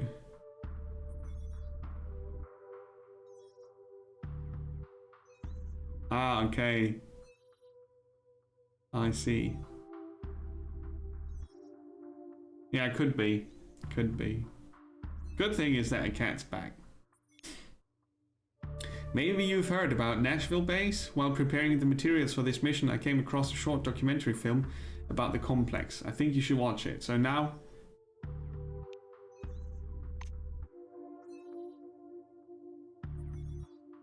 No, nothing loud. Okay. The speakers produce a hollow click. Purple, grey and black spots flicker on the screen. A blurred title, The Kronos Archive 1971 to 1974, was used in the production of this recording, appears at the bottom. Watch. The shadow of an airplane flies across a faded yellow desert. A cheery voice fills the room. Every day our researchers uncover more and more of the dome's secrets. There's no doubt the underground structures, officially known as objects, are organized according to some pattern. Though early on, the importance of the forefathers' relics was considered insignificant. The desert dims into the blackness of a chalkboard. White lines begin to form a schematic of the dome, which is the outer line, with the underground structures here, I think. By 1972, however, many important discoveries had come to light in a period of only a few months, and the construction of research bases adjacent to the more promising objects began. Personnel moved into Ankara in May of 1972, and within half a year Boston and Dessau were also brought into service, though the biggest discovery was yet to come. The pictures changed to a chasm suffused with electric light. Workers, scientists and engineers are bustling about everywhere. In November 1973, a massive network of underground caves and a structure of hitherto unseen complexity were discovered in Sector C12. Soon afterwards, the construction of C12 Nashville began. Camera glides through dim caverns as the silhouettes of bizarre mechanisms loom up from the dark, and arrive at a massive dig site crowded with earth-moving machines, tired miners in orange overalls. C12 Nashville is an innovative research complex located atop the primary relic mining location. The complexity of this object is unique. Communications. And then the film abruptly cuts out and Kingsley's face reappears. The rest of this information is classified, but hopefully you get the main idea. C12 Nashville is a very special place requiring people with special qualifications. Technically, you don't have the clearance level for this, but I'm waiving it for this mission. What's my task? So, the task. Nashville base stopped transmitting yesterday. A reconnaissance group was sent out earlier today, but we haven't heard anything from them yet. Normally, I would never give this task to a novice, but I just don't have enough people. Furthermore, the group was lacking someone with your specialization. Sensor units in the desert have reported that nearby anomalous zones have are unusually active. I suspect a scientific approach will be needed to resolve their communication problems. Your task is to get to Nashville, figure out whatever is behind the communication problem, get in touch with your group, and work with them to solve the problem. He carefully returns to the documents and to the folder. Go downstairs, the bus must be waiting for you in storage. This task is urgent, but a small delay is acceptable if there's anything you need to settle here first. That's all. Any questions? No questions, let's go. Glad to hear it. Take care of yourself, I'll talk to you later. Level up. That's the special bus.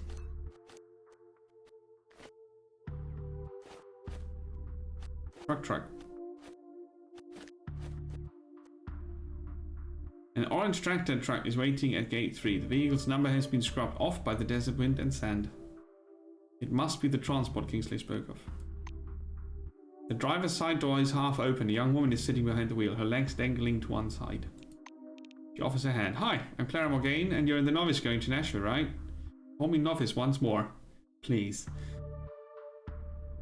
What's your name? How do you feel? Do you mind if I smoke in the car? Her handshake is surprisingly firm. She smells of soap, some fragrance, and slightly of gasoline. Let's introduce ourselves. She smiles to that. Glad to meet you too. I've got nuts. You want some? Or candy? Or I've got chocolate-covered fruit. Try some. Oh, this is going to be jolly. Did you know candied fruit are dried and then boiled in syrup? You climb into the cabin and plunk yourself down on the passenger seat. The tractor is bigger on the inside than it looked. A wooden rosary is hanging from the driver's mirror. The radio murmurs quietly. She slams the door shut and grins. Here we go. God willing, we'll get there before the storm hits. Mind if I turn the radio up a bit? Do you like music? Blues? Gospel? For instance, like... You can't make out exactly what Clara likes. The roar of the engine smothers the rest of her sentence and the truck lurches into motion. Right. Traveling! Old school traveling. I'm no longer crayfish candy effect. But I want crayfish candy effect.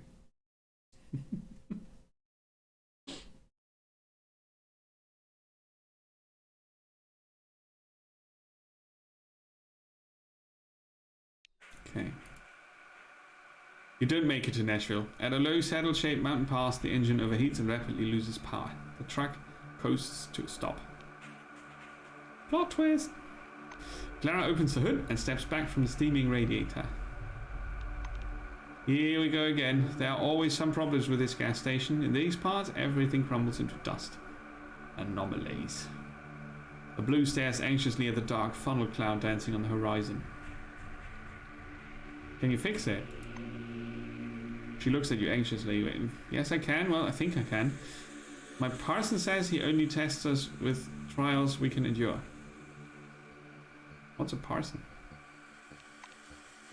He looks at the engine again. I will fix it, but it would be better for us to find some protection against this anomaly. Otherwise we'll not go far. Ask around at the gas station while I'm working on it. See if they know anything.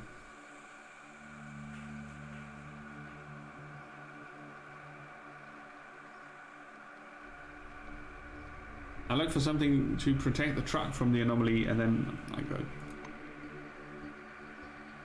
She looks around at the open hood. Alright, that's agreed then. I'll get everything ready in the meantime. Shading her eyes with one hand, she evaluates the black twister hovering on the horizon. We still have time to make it before the storm. Okay. So this is where the game really starts, right? You're on a road.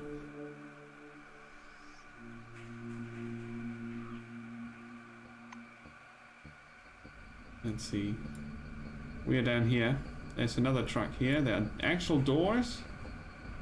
Gunsmithing bench, bonfire and cooking pot, chemistry. So crafting is next. That's a very long tutorial, isn't it? Let's have a brief look. I'm going to follow the road up.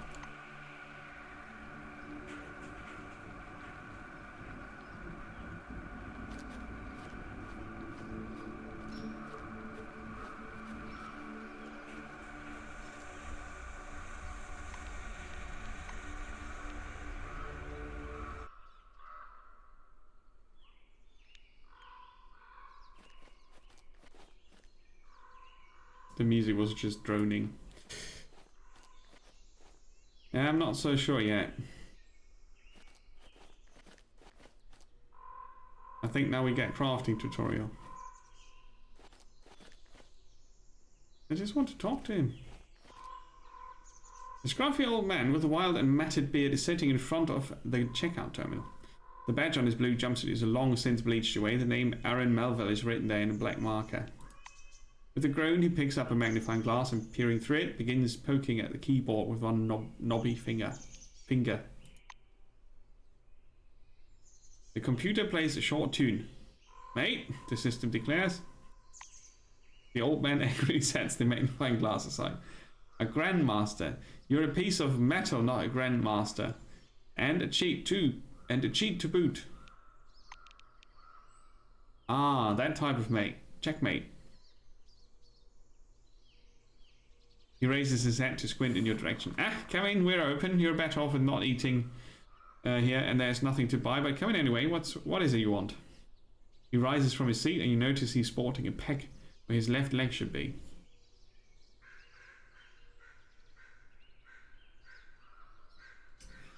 Our truck broke down. The old man looks over your truck through the dust-covered glass. You can't see it from there. I know. Rubber turns into dust and grease seems to evaporate. No need to wonder about it, my dear. There's an active anomaly hereabouts. The gas station is really only 3 years old, though it looks more like 33. Do we have any idea how we could protect the truck from the effects of the anomaly? Well, yeah, I know, sure thing. See, the gas station over there? Some forefather thingy grows out of its wall, and small round thingies fall out of it sometimes. Look in the basement, there must be just a couple of them there. The blue removes a small key on a long cord from his neck and gives it to you. Basement. Ah, it's a trap. I'm gonna be eaten by cannibals now.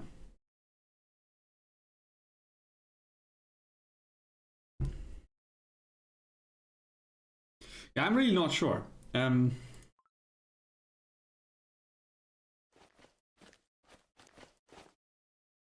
thingies.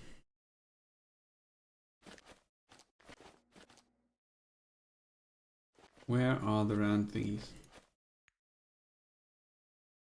Those are springs.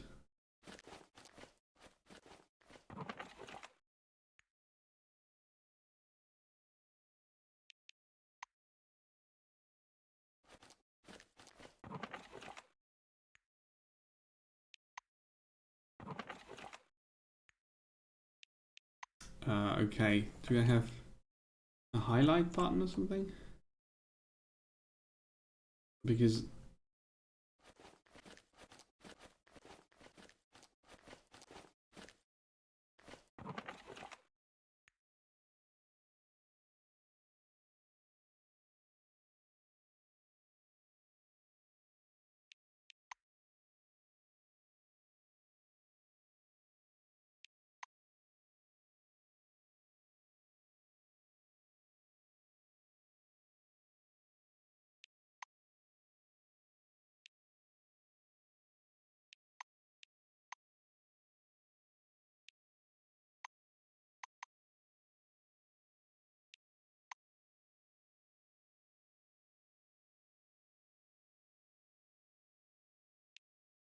It doesn't say here what he meant with round thingies.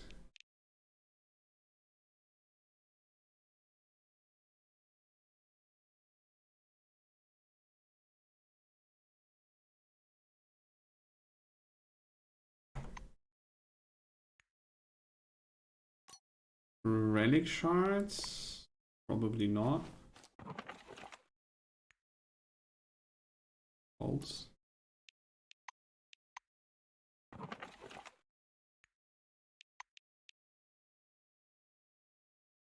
I feel like I'm not looking for the right thing.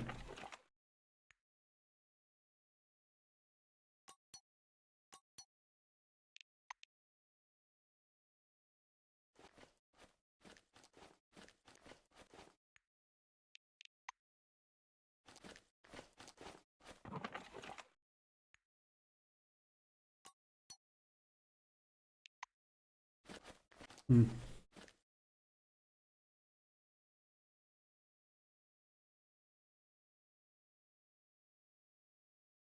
I mean, obviously, there's potential in this game, but the pace at which it's trying to show is...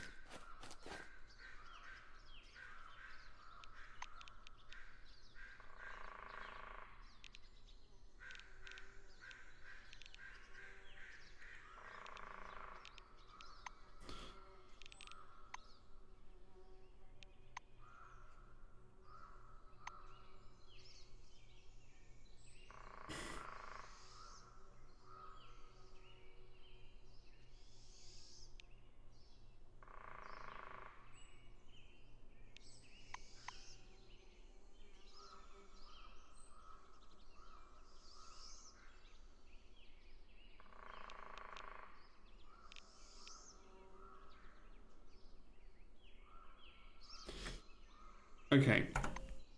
So, I'm stopping here.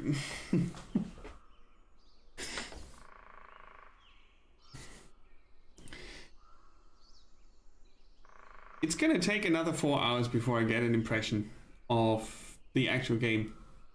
I can't stream that. Sorry. I'll keep you posted though. It's a promising thing. It's rare that you get an actual role-playing game that has an interesting setting. The introduction is not really helping. Too much hand-holdy. I want to be thrown in. You know,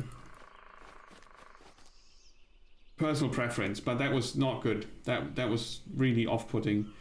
I don't need voice acting for streaming, and I don't need to do voices, but if it's only a lot of reading, it's not going to be good for you guys to watch it. Yeah. Now we're not going to play Grim Dawn. So basically, we'll see.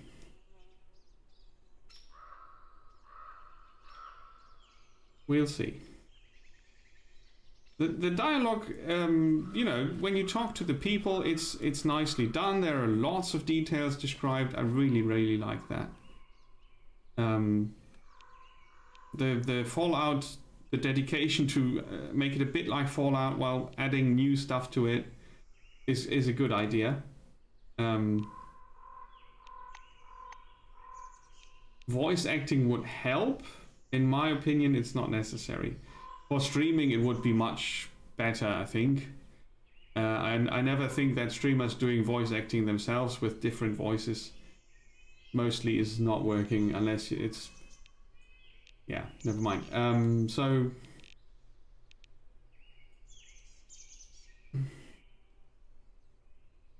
The game is about something in an alternate history, Earth, where an anomaly appeared, or anomalous things happened. There's something called a dome, and under this dome there are lots of different phenomenon that you can discover, and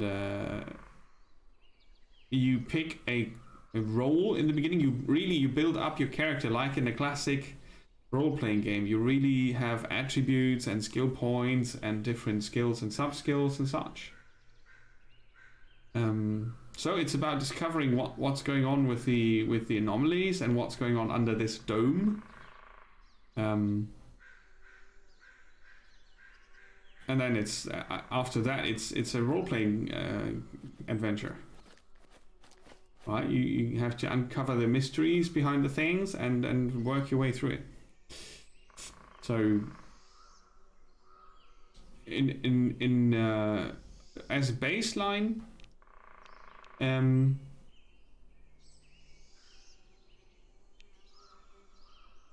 it's a classic role-playing game in a science fiction setting where the world went to crap when people experimented with these anomaly things.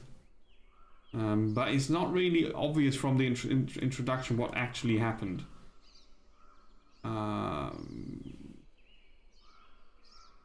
So it has been in early access since September last year, and the development team is actively looking at things that people write on Steam. They have their own Discord, and they are working on the game. They plan to do 3 or 4 large, they call it patches. I think it's more like updates to the game development. And I'm going to check those out. In its current state, I'm not really sure if I want to play more. Because it might change. And I don't want to play too much of the story before the game is done. I do like the setting. I do like the dialogue options and how dialogue works. I think it's also a main part of the game. It's not really a stream game as in I'm going to do this on a regular basis. But I thought it might be interesting for some of you to see what Encased is, because it's out there. It's on Steam. You can buy it on GOG. But it's one of those games where you think, that's a bit pricey. Right? That's a bit pricey.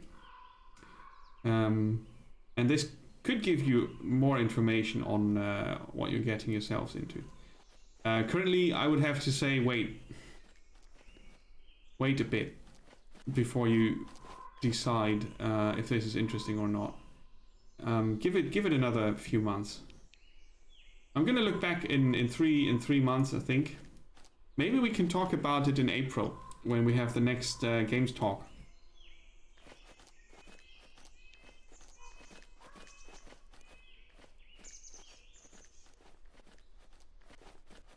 Graphics are okay-ish. Some things look a bit rough around the edges. The